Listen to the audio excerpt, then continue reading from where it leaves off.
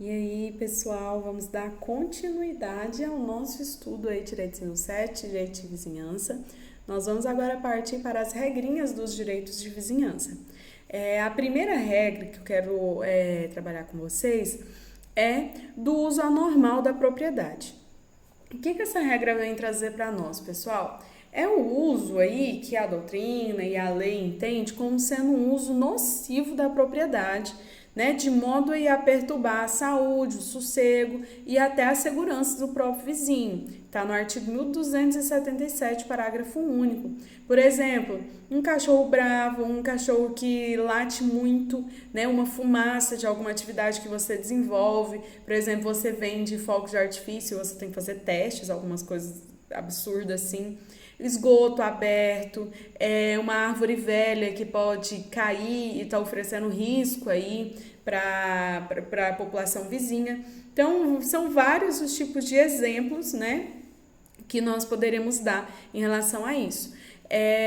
Nós vamos estar, então, diante de uma importante regra que versa, que tem reflexos aí difusos dentro da questão própria do direito ambiental, tá?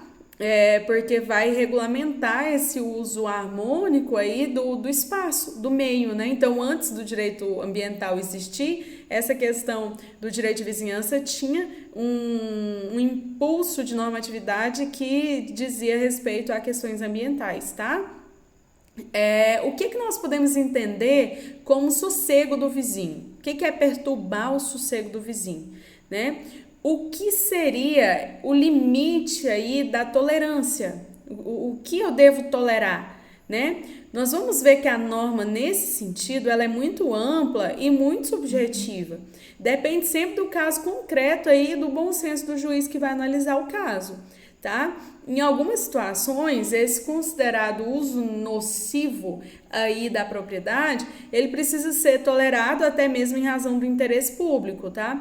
Por exemplo, um hospital que tem que emitir uma fumaça, uma escola que faz muito barulho. Já pensou? Você é vizinho de uma escola de educação infantil, é lógico que horário de recreio, essas coisas vai ter um pouco mais de barulho do que se você for vizinho de um casal de idosos, por exemplo.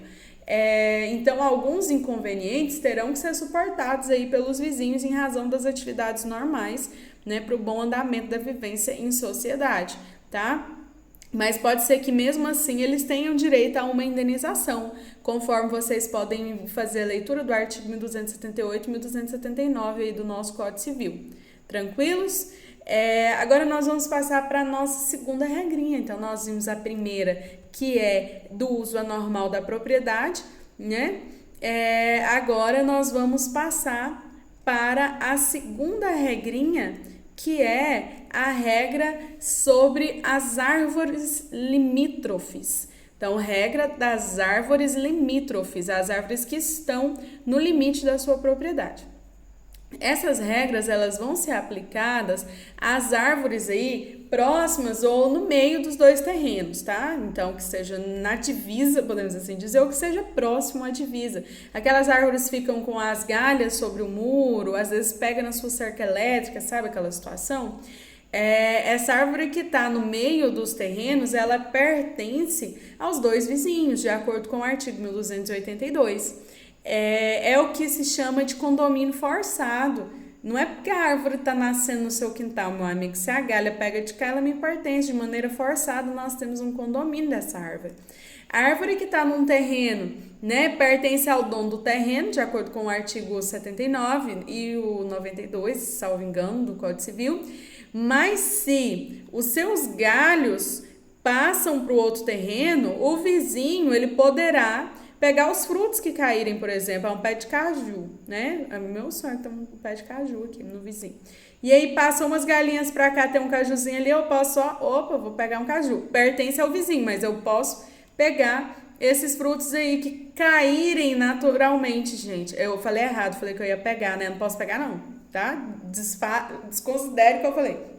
Não posso pegar, mas eu posso utilizar desse fruto que caírem naturalmente, né? Tá ali um pezinho de caju, tem uma galha, o caju caiu do meu lado, caiu uma manga, pé de manga, goiaba, caiu naturalmente o fruto ali, eu posso utilizar esse fruto, mas eu não posso derrubar o fruto. Se está fixo a árvore, não é meu, não posso pegar. Se caiu naturalmente, posso pegar. Artigo 1284 do Código Civil Brasileiro, certinho? Frutos que caíram naturalmente, posso pegar. Não posso colher, derrubar os frutos ali, certo? Esse vizinho ainda, que tem os galhos ali, ele pode cortar os galhos, tá? De acordo com o artigo 1283. Caso raro, né, de justiça privada com as próprias mãos no nosso direito, que permite que você faça essa organização do seu espaço, mesmo que a árvore não te pertença, tá? Se os frutos, pessoal, eles caem em via pública, né? Tem ali um super pé de manga, caiu algumas frutas em vias públicas, por exemplo, rua, praça, né? Espaço público, canteiro central de alguma avenida. Os frutos, eles são do dono da árvore, porque nesse caso, ele não terá que pedir autorização e nenhum vizinho para poder pegá-los, né? Não gerando aí nenhum incômodo de ter que ficar entrando na casa dos outros. Então, presta atenção. Se a árvore dá frutos ali e esse fruto cai no meu terreno e eu sou vizinha, caiu é meu, não posso colher da árvore, caiu é meu. Se esses frutos caem em via pública, por exemplo, ele caiu na praça, caiu na rua, não é meu nem é de quem passar, é do dono da árvore. Então, não pode pegar frutinha nas calçadas na rua, não pode pegar aquilo que cai é vizinho de uma praça, caiu, por exemplo. Só aquilo que cai dentro do seu terreno particular, porque ele pode ir lá e pegar e é dele, tá? Tá linkado ali, pertence ao dono daquela árvore. Certo, pessoal? Terceira característica é a característica aí, né, chamada, características não, nós estamos vendo regra, né, a primeira regra do uso anormal da propriedade, a segunda regra sobre as árvores limítrofes e agora nós vamos para a terceira regra, que é a regrinha da passagem forçada.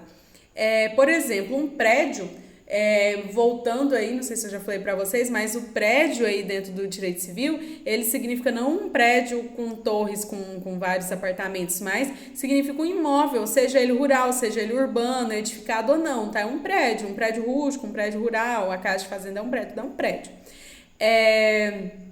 Então, um prédio que seja, por exemplo, sem saída, é inútil, porque ele fica sem acesso ali para moradia e para exploração econômica, né? Se essa saída existe, mas é muito ruim, né? E no inverno ela fica intransitável, por exemplo, choveu não passa e é mal organizada.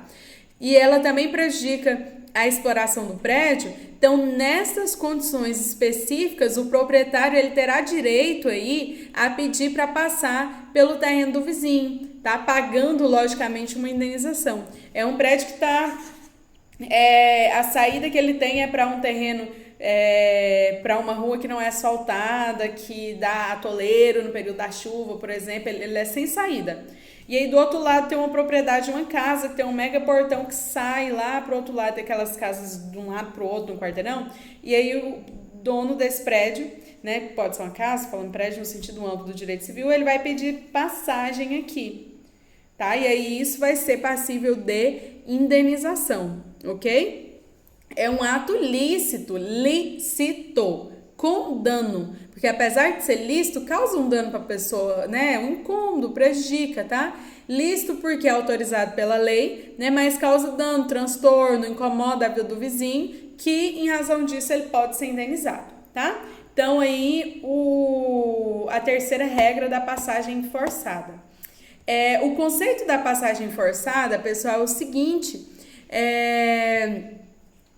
tem uma ligação direta com o que está no artigo 1285, que fala que é direito do dono do prédio encravado, do prédio que tem um problema, do prédio que está prejudicado, de pagar para passar pelo terreno vizinho, tá? A fim de ter acesso à via pública. Então, é direito, né, da pessoa que é proprietária do imóvel problemático pagar para poder ter passagem. O fundamento da existência da passagem forçada está aí no interesse público de que todos os prédios tenham um bom acesso para serem melhor explorados economicamente, né, gerando lucros, emprego, impostos, fazendo a roda da economia girar, que é para isso que a sociedade capitalista existe, não é, galera? Então, força a outra pessoa ali que ela tem que dar passagem, porque os prédios têm que se movimentarem, tem que dar lucro e tem que estar todo mundo, né, com os direitos de se manterem ativos economicamente. É importante a gente verificar que essa passagem forçada, ela não é gratuita, ela é onerosa, né? E o proprietário do prédio problemático aí, ele além de pagar essa indenização, ele também terá aí que conservar o caminho, que manter o negócio organizado, harmonioso, não pode ser de qualquer jeito, tá? Ela deve ser fixada, deve ser um caminho mais curto possível, tá? O prédio aí mais próximo e de forma mais barata para ambos os vizinhos. Então, tem que observar esses critérios aí que está no artigo 1285, lá no parágrafo 1º, vocês conseguem observar isso daí.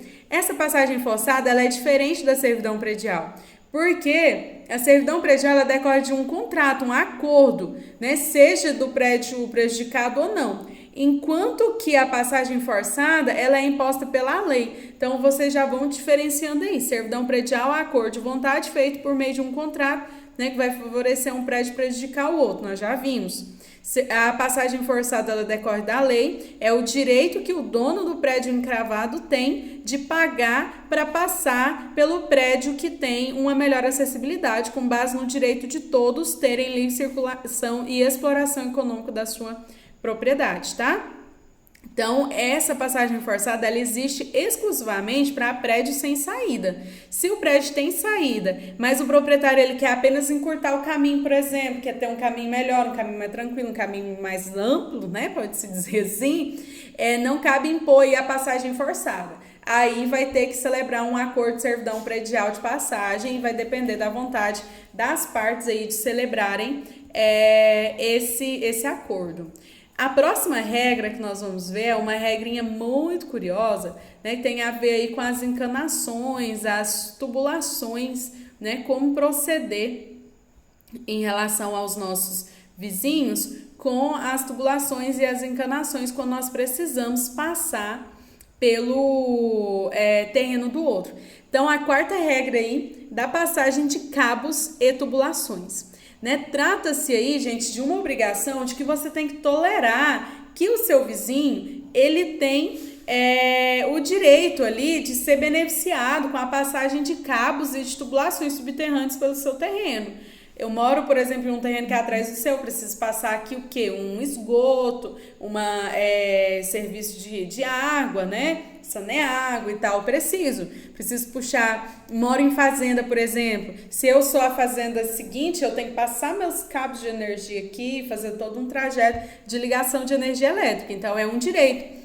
É uma novidade claríssima do nosso Código Civil de 2002, uma inovação legislativa do nosso legislador civilista de 2002, que trouxe aí a questão da passagem dos cabos e das tubulações.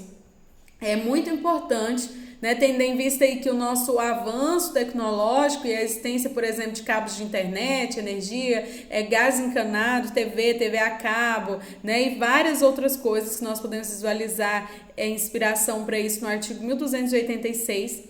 Né? Também é possível o quê? Construção de aquedutos para transportar água canalizada. Vocês podem fazer a leitura no artigo 1293, 1296.